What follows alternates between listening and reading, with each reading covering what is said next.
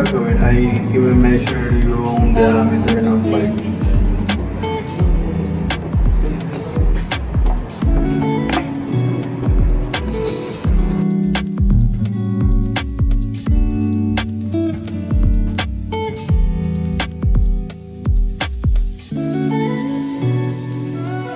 So, ang measure niya is 20.6.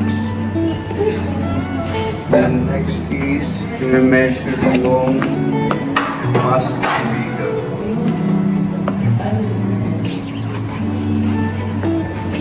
Ang measure niya is 150 grams.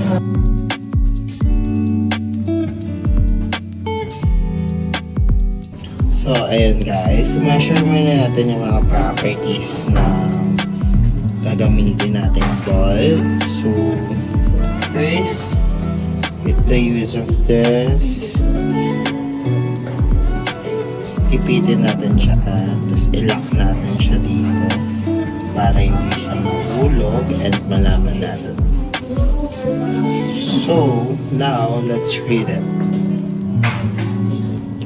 By looking at it, ang pinaka tumama is 13. So, 13, yung dito, ito yung point niya. So, 13 point, kung ano yung tumama doon sa mga values na nandito.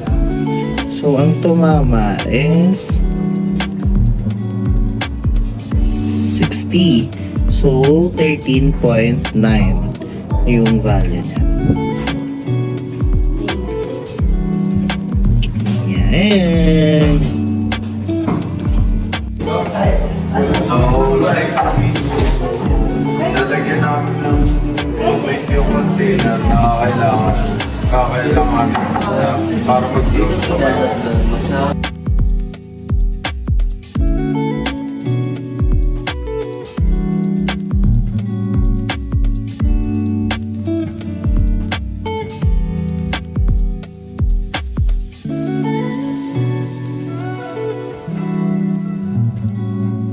So guys, I have mixed the food coloring, or no, it's not food coloring, it's actually a ink printer. So I mixed it with water, so I can just salad in here.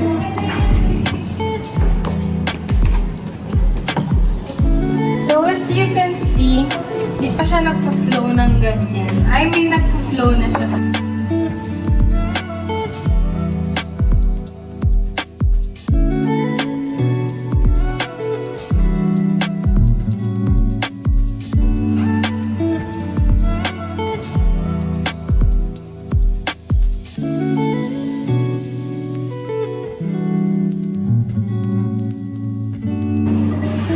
So, ngayon nakasetup na ang ating prototype for fluid flow sa ating pipes.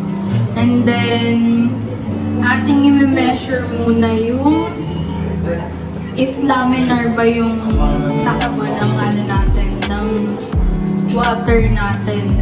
So, let me just open it slowly. Start na. No, hindi pa naman kailangan i-measure.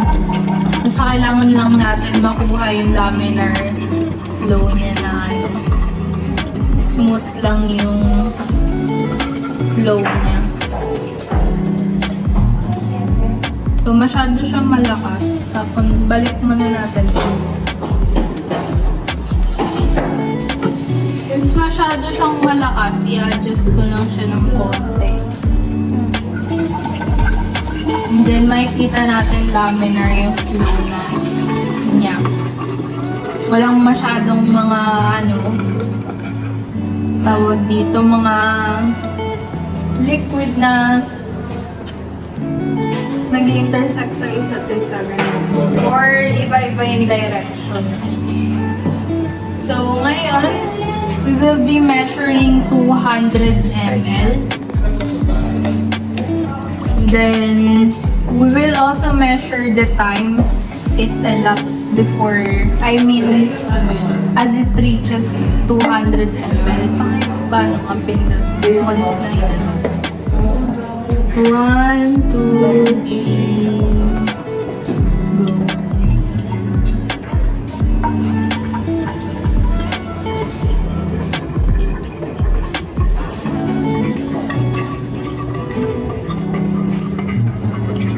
go.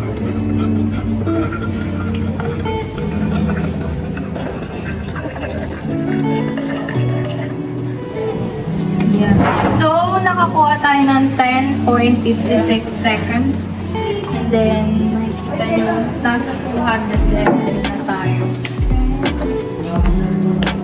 So, ngayon, since na-measure na natin yung mass ng beaker, isasalin naman natin tong 200 ml na water natin nakuha from the prototype. So, lagay natin yung beaker. And then, salin natin tong 200 ml of water.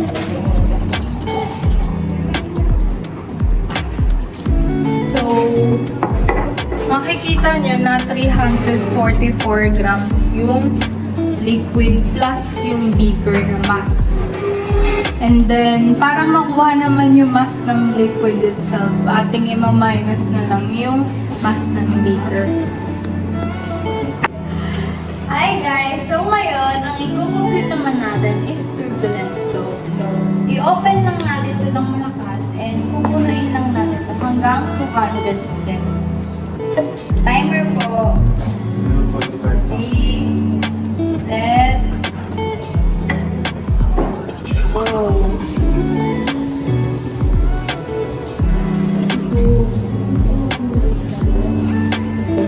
So now, ating i-measure naman yung ball drop, yung elapsed time niya. And then yung viscosity ng fluid. And yung, ano pa ba? And the density of the fluid. And then ngayon, isasalin ko na yung ating 200 ml water sa ating graduated cylinder.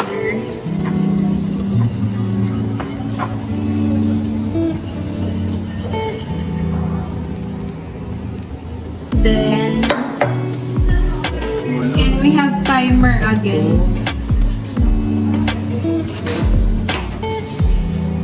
Para ma-measure natin yung elapsed time ng ating ball drop.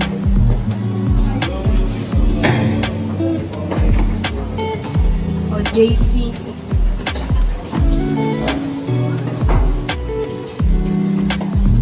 So, ready, get set, go!